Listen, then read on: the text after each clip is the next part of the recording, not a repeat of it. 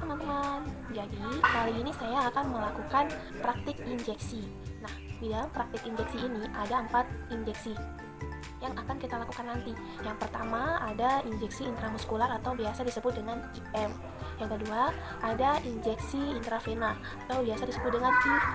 Yang ketiga ada injeksi subkutan atau biasa disebut dengan SC. Yang keempat ada injeksi intrakutan atau biasa disebut dengan IC. Yuk kita lihat bagaimana cara melakukan injeksinya. Oke, kali ini kita akan melakukan tindakan injeksi intrakutan. Nah, di dalam persiapannya, yang pertama ada bak instrumen yang berisi squid. Saya menggunakan squid 3 cc. Seharusnya di dalam injeksi intrakutan ini kita membutuhkan squid yang berukuran 1 cc. Kemudian ada handscoon 1 pasang. Kemudian perlak. Kemudian nirbecken atau bengkok. Kemudian ada kom yang berisi kapas alkohol, dan ada obat injeksi yang nantinya akan kita sesuaikan dengan kebutuhan pasiennya. Itulah persiapan yang akan digunakan untuk tindakan injeksi intrakutan. Yuk kita cek bagaimana cara tindakannya. Oke, ini adalah tata laksana yang akan kita lakukan untuk injeksi intrakutan atau IC. Nah, pertama-tama yang kita lakukan adalah kita sambut klien dengan ramah. Permisi. Kemudian kita perkenalkan diri. Permisi, di sini saya Eva Dwi Nuraini yang akan bertugas di praktek ini. Kemudian kita tanyakan kepada pasien apakah pasien setuju atau tidak. Setelah pasien setuju, yang kita lakukan adalah mempersiapkan alat-alat apa saja yang akan kita pakai. Sebelum mendekatkan alat ke pasien, kita persiapkan alat dan bahannya, yaitu kita buka squid yang 3 cc dengan cara kita sobek ini, letakkan di bak instrumen.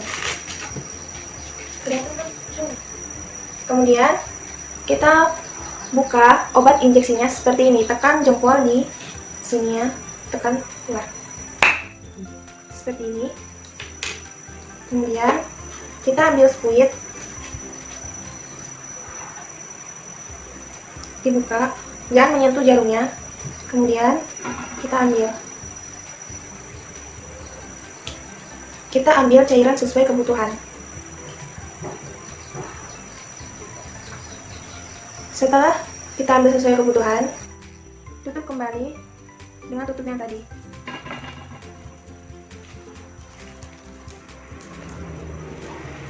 Dan letakkan kembali di bak instrumen.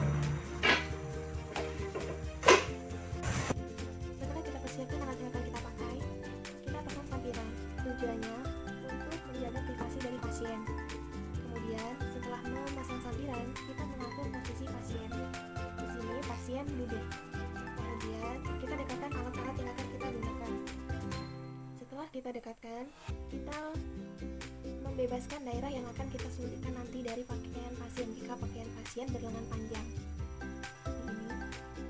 Kemudian kita pasang perlak di bawah lengan pasien.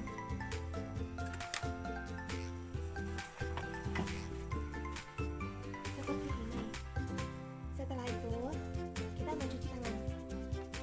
Setelah kita mencuci tangan, kita pakai sarung tangan.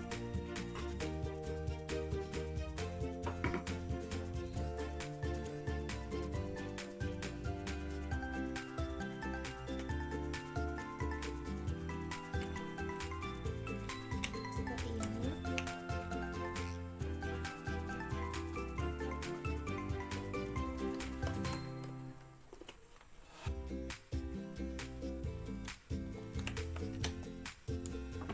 Setelah kita menggunakan handscoon, kemudian kita pilih lokasi yang akan kita tusukkan, yaitu sepertiga lengan dari pasien. Sepertiga kita ukur seperti ini, sepertiga dari siku pasien. Karena mengapa kita pilih lokasi ini? Karena di lokasi ini sedikit pembuluh darahnya. Setelah itu, kita mendesinfeksi kulit dengan kapas alkohol secara sirkuler dengan diameter 5 cm. Kemudian kita buang di bengkok. Setelah itu, kita meregangkan kulit seperti ini. Kemudian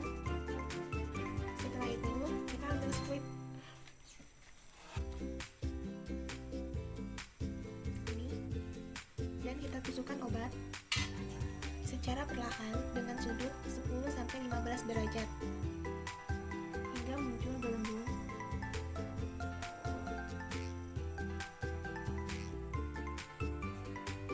Setelah itu, kita masukkan obat perlahan-lahan.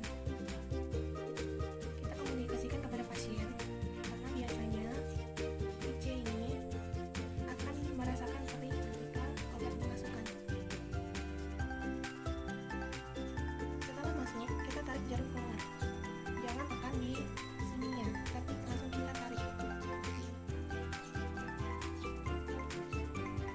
Setelah itu, biasanya setelah kita injeksi IC ini akan muncul gelembung kecil di bekas suntikan tadi. Setelah itu, kita beri tanda dengan pena.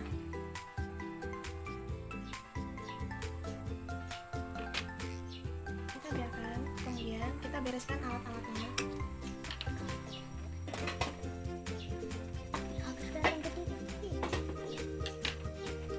Kita bereskan alat.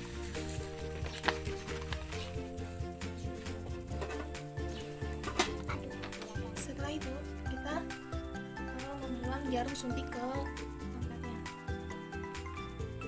Setelah kita buang, kemudian kita lepas handscoon dan kita masukkan ke larutan klorin. Kemudian kita mencuci tangan. Nah, setelah kita selesai membereskan alat, jangan lupa kita mendokumentasikan tindakan yang telah kita lakukan tadi. Di tanda yang kita berikan tadi, jangan lupa kita berikan waktu pemberian obatnya.